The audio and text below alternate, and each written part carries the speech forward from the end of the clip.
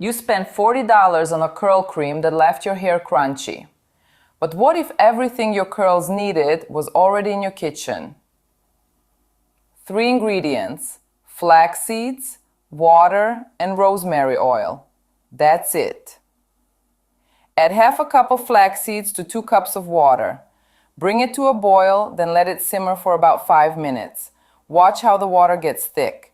That's the gel forming.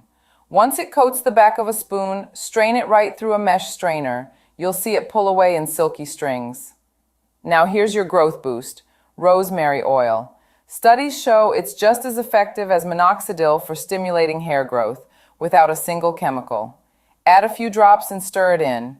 Apply it to damp hair, section by section.